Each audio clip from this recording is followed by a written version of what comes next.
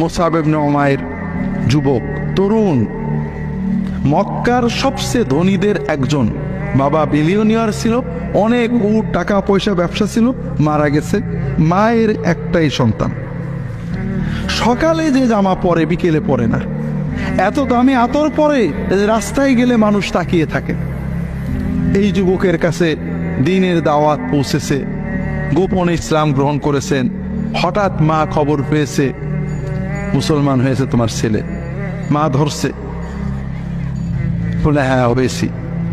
মা বলে ছেড়ে দাও, বাপ দাদার ধর্ম ছেড়ে এই ওহাবি হয়েছে কেন? আরবরা বলতে রেখে স্থাবেই, মানে বাপ দাদার ধর্ম ছেড়ে নতুন জিনিস নেওয়া। আমরা যেমন বলি ওহাবি। বলে না মা ছাড়বো না।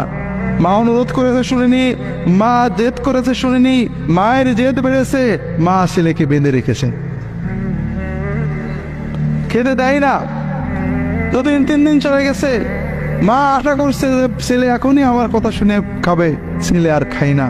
মায়ের মন তো একজন বুঝিয়েছে, ছেলেকে বেঁধে মেরে ফেলে কি হবে, ছেড়ে দাও যা করে করো। শেষ পর্যন্ত মা ছেড়ে দিয়েছে, কিন্তু আমার বাড়ি তো ঠাই নেই।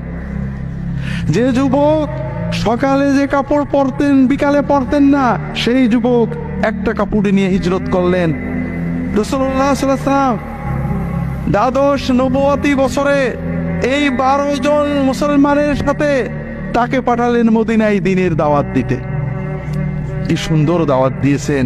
পরে 1 বছর না যাইতে মদিনার অধিকাংশ মানুষ মুসলমান হয়েছে এবং 75 জন লোক মুসলমান হয়ে নবীজিকে মদিনায় নেওয়ার জন্য নবুয়তের 13 বছরে জিলহজ মাসে হজের সময় মক্কায় চলে এসেছে। সুবহানাল্লাহ। কেমন দাওয়াত দিতেন! ওই মদিনার লোকেরাও বিরোধিতা করত। ফাটবররা শুনেছে গরিব যুবক এরা মুসলমান হয়ে যাচ্ছে। আওস এবং খাজরাজের যারা নেতা তারা খেপছে, ওই মক্কার থেকে একটা বদমাইশ আসছে, তাই না, আমাদের যুবকদেরকে নষ্ট করছে, এই সরল লোকদেরকে নষ্ট করছে। আচ্ছা যাচ্ছি, তরবারি নিয়ে গেছে। উনি তখন একটা খেজুরের বাগানে বসে আছেন। বলছে তোমার কি জানের মায়া আছে না নেই?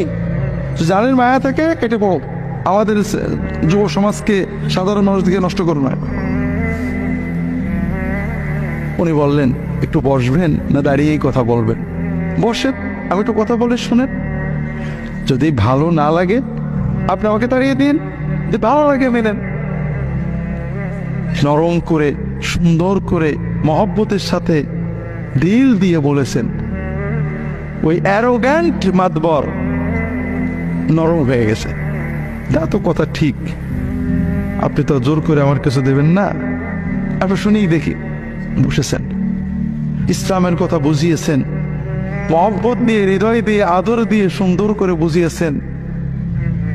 ওই লোকটা ওই এক সিটিংয়েই সঙ্গে সঙ্গে মুসলমান হয়ে গেছে।